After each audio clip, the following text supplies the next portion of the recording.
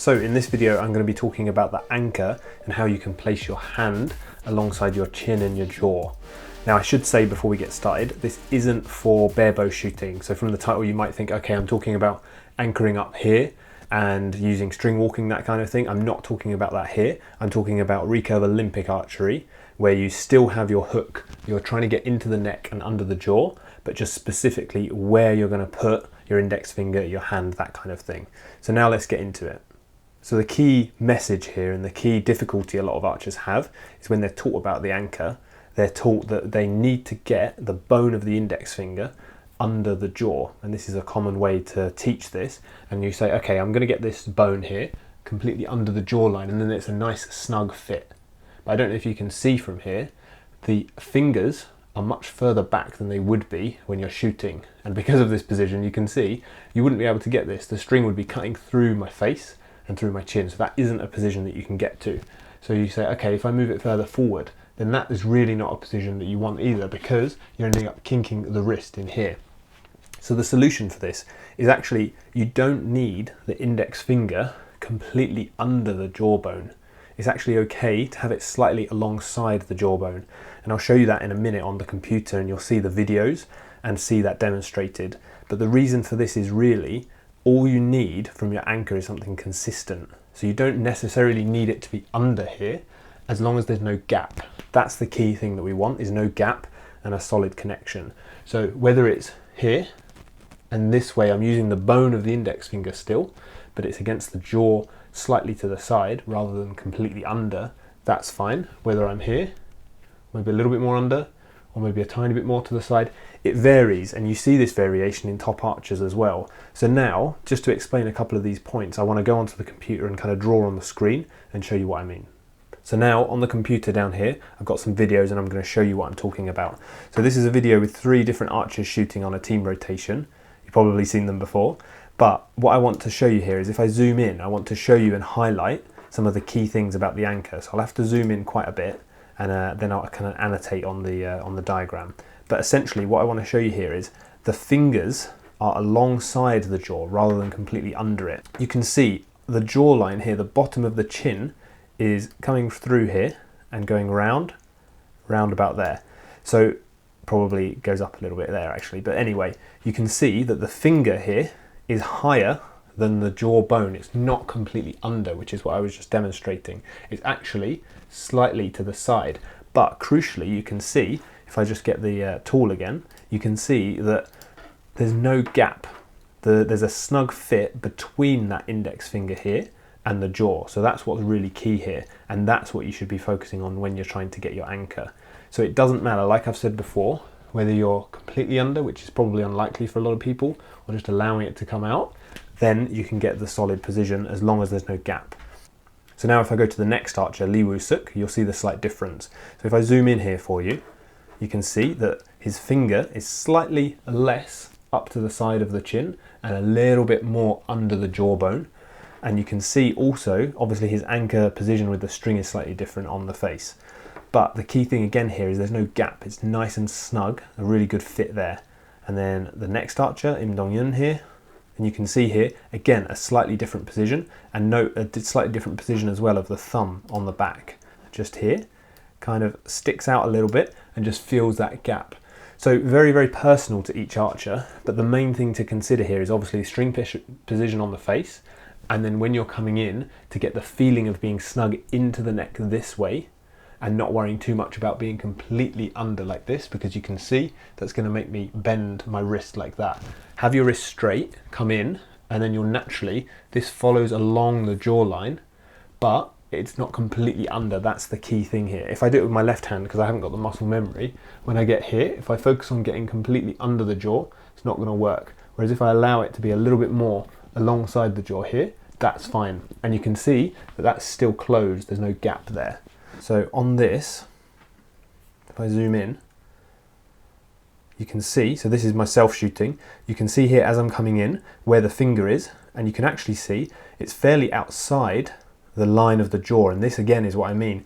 It's not completely under, it's slightly outside, but there is no gap. You can clearly see it's completely sealed, and similar in this example as well. If I get the tool, the finger is alongside here, but if you look at here, if I draw an arrow there, there's no gap, and then the thumb part is securely along here as well to secure into the neck. So it's consistent every time, it's not going to move, and there's no gap. If there's a gap like you can see in this picture where the hand is way out, then that's not going to be consistent. So one thing I want to mention before we get to the end is obviously it does depend on your hand shape, your face shape, all of that kind of thing, whether you might want to use a shelf or not on your tab. So as an example, I know that Kim Woo-jin and Im Nong-yun, they have a shelf on their tab, and then that's part of the using that to locate under the jaw. And obviously from what I mentioned, if your finger is a little bit more outside and you've kind of closed that gap, but you're struggling to feel a connection there and you're struggling to feel that consistency, then a shelf can help, because the shelf can be the locating reference for you to feel on each shot. So that's where a shelf can be handy. Then again, not everyone needs one. Say for example, this is Rambousek shooting, and you can clearly see on the tab here, there's no shelf. But it's really important to individually try different things and then customize your tab as well. Like you can see here again on this picture, I've talked about this before, but this tab is all ground down, modified, that kind of thing, to allow Rambousek in this case to get the anchor he wants. While we're here with this picture, I want to just highlight something, which is the gap, the distance between the top of the tab here and the finger. So this is quite important, because if your tab rises up too high here, say for example if the tab was up to this line of the finger, it might be a little bit more difficult for you to get a secure anchor with your index finger referencing against the jaw without cutting yourself with the tab. So this is quite an important part of modifying your tab, is checking this distance and seeing what you're using for your anchor point. Because if you've got a shelf, maybe you can use that and the tab can be a little bit higher. If you don't have a shelf, you might want your tab to be ground down a little bit more, like in this example, to give yourself a little bit more room to securely use your jawbone and index finger bone connection there.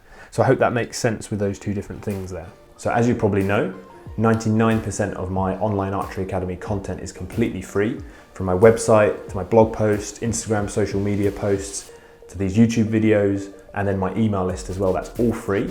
But if you want to get even more benefit and get some exclusive content, you can go on over to patreon.com/Online Archery Academy, where I share exclusive videos once a month with my patrons, and then also behind the scenes access to other resources as well. So there's some really cool stuff over there.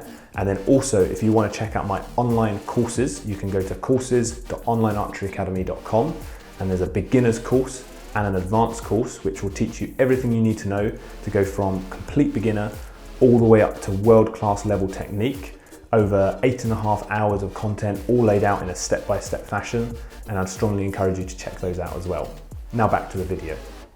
Now before we finish up as well, I want to mention something about finding your anchor and then trying to get that consistent. So what I see a lot of the time is the archers that struggle with finding a consistent anchor point, ironically, are the archers that struggle also with timing. So what I mean by that is if you're too focused on getting a secure anchor, coming in, finding the exact position, making sure it's perfect, that kind of thing, it's probably likely as well that you're struggling with timing and not getting a consistent quick shot rhythm and a fluid motion. And the reason for that is effectively to get a good timing and a good motion through the shot, you want to come in, keep moving through and shoot and have that fluid motion. And the direction of that motion is along this way, obviously, in this line. If you're too focused on going up to the jaw here, then that can stop you moving back effectively. So what you want to do is, obviously you still have the string on the face and you still have the secure reference against the neck, but you want to prioritize the focus on moving around the body and keeping that direction that way, because that's the priority to get the timing. The anchor can feel slightly, not variable, but it can feel slightly smooth or not completely jammed into the neck. That's fine as long as it's touching. So let's give a demo of what I mean. When you're shooting, if you come in and try and ram the hand upwards here at the expense of your movement, then that's not going to work. But if you come in, and I'm still touching here, so I come in, I've secured the gap, there's no gap at all, and I'm just continuing moving and shoot, that is much better. In both examples, there's no gap at all, but on the second example, I'm just putting less pressure, so I'm not really ramming upwards, and that's enabling me to continue the motions. That's a really key point. If you're struggling with your timing, I'd consider having a look at that and making sure that you're not doing that common mistake really. So that's been a video on the draw hand coming into anchor and how you can position that. I hope you found that useful. As always, thank you for watching, and I'll see you next time.